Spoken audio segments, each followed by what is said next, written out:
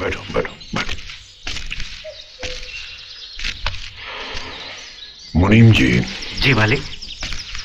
जब भी हम इन लोगों को देखते हैं हमारी वो अधमरी ख्वाहिश कराती हुई नजर आती जो हमने इन गरीबों के लिए मुफ्त अस्पताल बनवाने की थी। न जाने हमारा वो सपना कब पूरा होगा। पूरा होगा मालिक। इस जिले के 18 गांव के लोगों के सपनों को आप साकार करते आए हैं, फिर आपके अपने सपने अधूरे कैसे रह सकते हैं? मालिक, मालिक। क्या बात है आर्या? मालिक, मेरी बेटी। क्या हुआ तुम्हारी बेटी को? अगले हफ्ते तो उसकी शादी होने वाली थी ना। अब उसकी शादी नहीं हो सकती मालिक। क्यों? केवड़ा ठाकुर ने। क्या किया केवड़ा ठाकुर ने? मेरी लुगाई केवड़ा ठाकुर के घर में काम करती है। कल एकाएक उसकी तबीयत खराब हो गई तो मेरी बेटी कमली काम पर गई।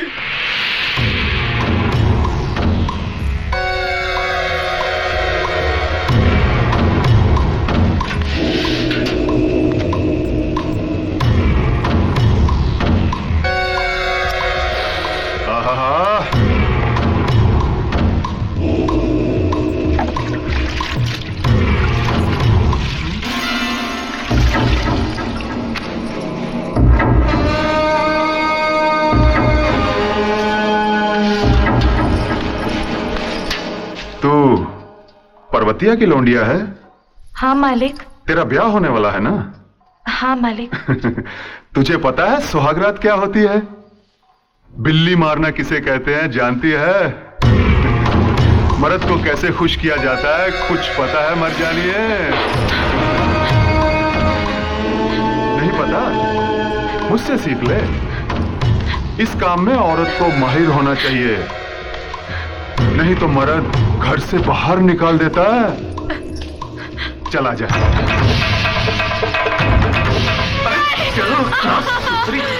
अरे मेरी बात तो सुन मर जानी है। आजा चल ना। अरे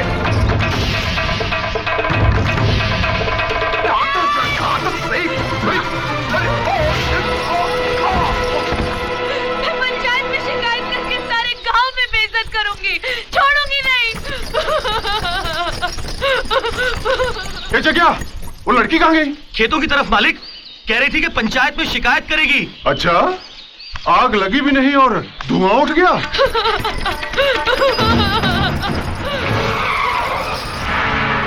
हरामजादी कुतिया, ठाकुर साहब के घर में चोरी करके उल्टा उन्हीं को पंचायत में घसीटने की बात करती है।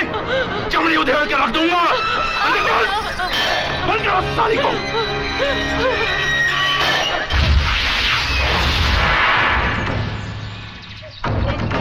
अब कौन शादी करेगा मेरी बेटी से मालिक?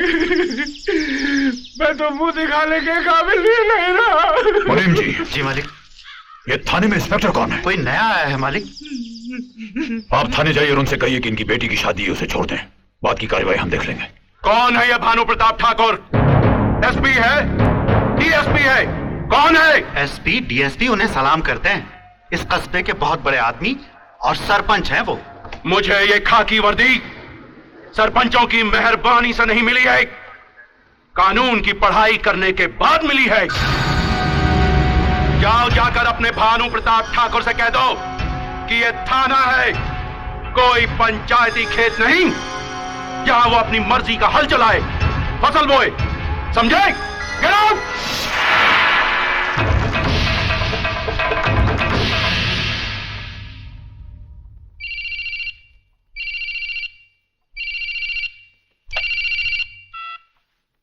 देशराज ठाकुर। ठाकुर साहब, कोई ठाकुर भानु प्रताप का आदमी आया था इस लड़की की जमानत के लिए। अच्छा, आग लगी भी नहीं और धुआं उठ गया? मैंने लड़की को नहीं छोड़ा। अरे मर जाने, छोड़ना भी नहीं, मुंह मांगी रकम दूंगा। अरे सुन, अरे मर जाने सुनना, बासमती चावल, मसूर की दाल और एक देसी घी का डिब्बा तेरे घर भिजवा रहा हूं। ठाकुर साहब, आप बेफिक्र रहिए, ये लड़की इस थाने में ही सड़ेगी।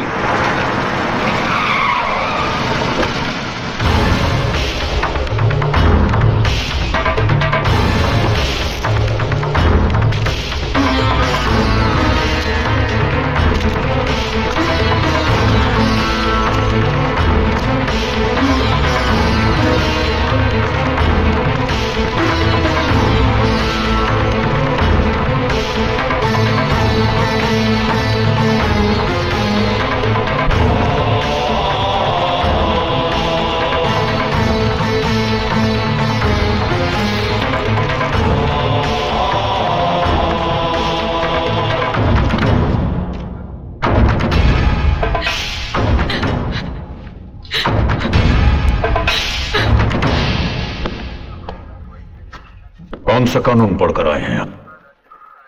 क्या जानते हैं आप कानून के बारे में? देखिए आप मुझे under the Indian criminal procedure code section 47 clause 2, section 51 clause 2, sections 50 and 57 and according to a Supreme Court judgment dated 1983, अगर किसी महिला पर कोई मामला बनता है तो उसे जनाना पुलिस गिरफ्तार करती है और जनाना पुलिस उसकी तलाशी लेती है। क्या आपने ऐसा किया? नहीं किया। गिरफ्तार की हुई महिला को 24 घंटे के अंदर अदालत में पेश किया जाता है। आपने ऐसा किया? नहीं किया। किन्हीं वजहों से अगर उस महिला को अदालत में पेश नहीं किया जाता तो उसे जलाना लॉकअप में बंद किया जाता है। आपने ऐसा किया? नहीं किया। और आप ये कहते हैं कि ये वर्दी आपको कानून पढ़ने के बाद मिली है। कौन से कानून का प्रोफेसर समझकर पुलिस डिपार्टमेंट ने आपको ये वर्दी दी है? कौन सा कानून? मुनीम जी। जी मालिक। एसपी साहब को फोन लगाइए। जी मालिक। इंस्पेक्टर साहब, एसपी साहब का नंबर देंगे? 39522। हेलो एसपी साहब, एक मिनट साहब। मालिक। एसपी साहब, हम ठाकुर भानु प्रताप सिंह बोल रहे हैं। ठाकुर साहब, आप कैसे याद किया मुझे? हमारे कस्बे में बने आपके थाने के इंस्पेक्टर साहब हमें कानून पढ़ा रहे हैं। आप थाने से बोल रहे हैं? जी हाँ, बदकिस्मती से। ठाकुर साहब, फोन इंस्पेक्टर को दीजिए। मुनीम जी। Yes sir. बदतमीज, वो शख्स जो तुम्हारे सामने बैठा है अपने आप में हाई कोर्ट है और कोर्ट को थाने में नहीं बुलाया जाता। वो जैसा कहते हैं वैसा कर दो। जी सर।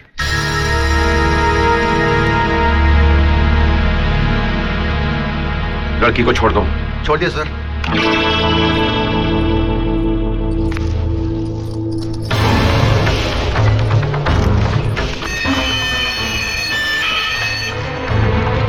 इंस्पेक्टर साहब, लॉकअप का दरवाजा खुला रखिएगा।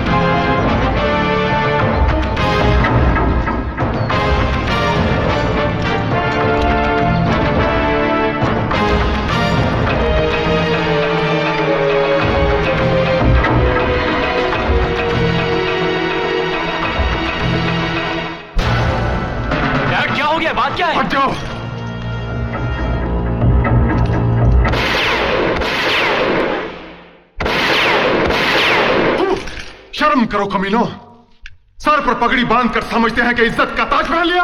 कायर हो तुम लोग, कायर। दौलत तो ढेर सारी छोड़ गए मगर इज्जत मुट्ठी भर नहीं छोड़ी। अरे इस गांव के लोग जितना मान सम्मान आदर सत्कार उस भानु प्रताप का करते हैं, मेरा चुटकी भर भी नहीं करते। मानो जैसे इज्जत का काल पड़ गया हो मेरे लिए। अरे मेरे ओ बेइज्जतदार पुरखो, तुम लोगों की नाकाबिलियत की वजह से आज मुझे जेल भी जाना पड़ा। शर्म आती है मुझे कि आज तक मैं तुम जैसे खोखले ठाकुरों का फकर करता रहा। अच्छा हुआ मर गए तुम, बच के मर जाना, वरना आज मेरे हाथों मारे जाते।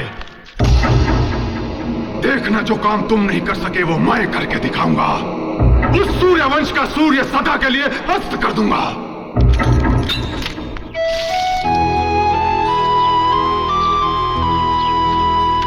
हीरा जी भैया।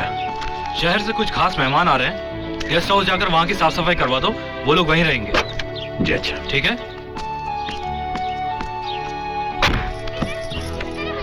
दीदी सीधी बैठो ना। भाभी शहर से कौन आ रहा है? देवर जी, तुम जानकर क्या करोगे? हाँ मैं जानकर क्या करूंगा। तो फिर जैसे तुम्हारे भैया ने तुमसे कहा है जाके करवा दो। ये कैसे मेहमान आ रहे हैं? पता नहीं, कोई खासी होंगे। अरे मेहमान तो सारे खासी होते हैं हीरा। लेकिन हम उनकी सेवा करते करते साला आम और गुठली बन जाते हैं। अरे फुलवा, क्या तेरा बच्चा रो रहा है और तू भेड़ों को फुदका रही है? क्या करूं, अकेली हूँ, का संभालूं। अरे ला मत, हम लोग भेड़ों को संभालते, तू जा करके बच्चे को दूध पिला दे।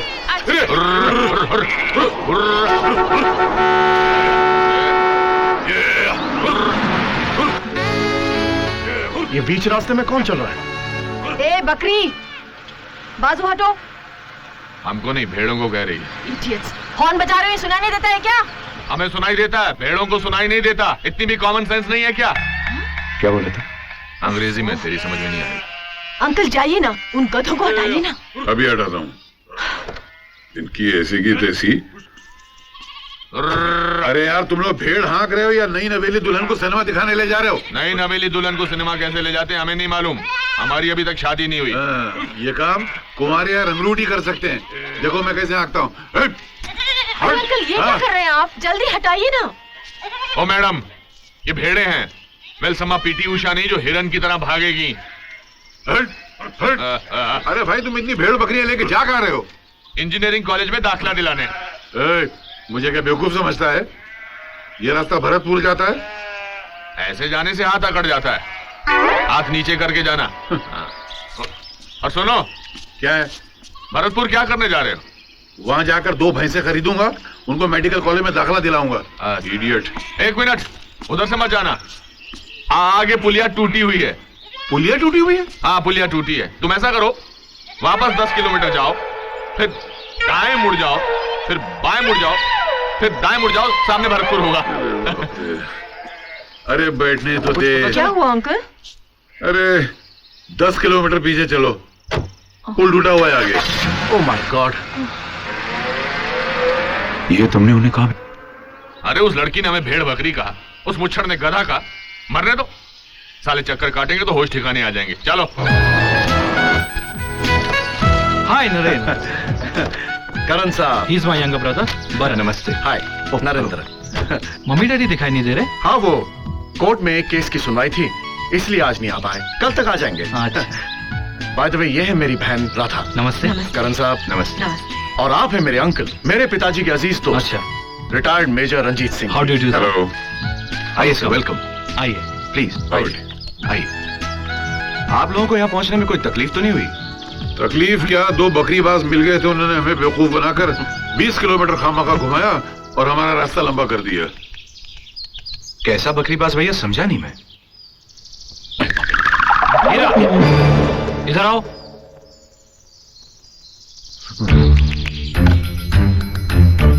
चेहरा ठीक से छुपाना।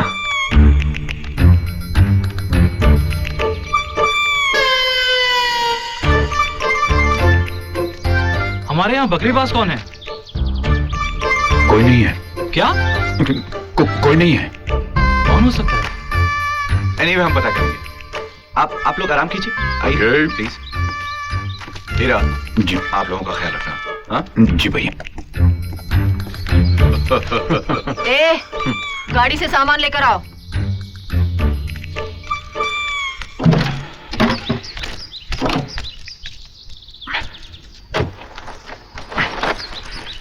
इतना भारी नौकर बना दिया तुझे। चलो बस। अरे वाह, क्या बात है।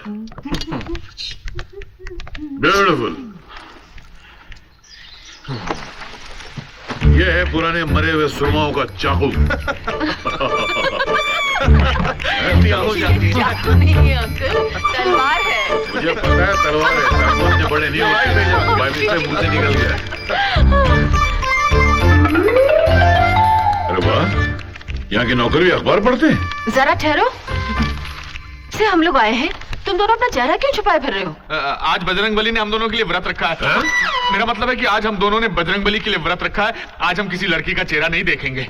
राधा, ये आवाज सुनी हुई लग रही है। जरूर सुनी होगी, बीबीसी या दूरदर्शन पर। नहीं, ये बकरीबाज की आवाज है। ए, इधर घूमो, चेहरा इधर करो, या पूरा घूमो।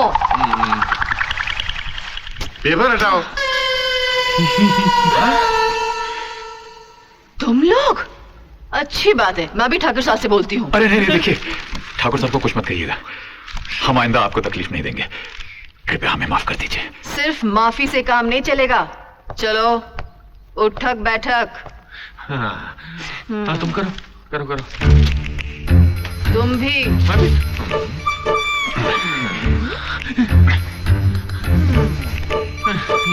ठीक है अब जाओ।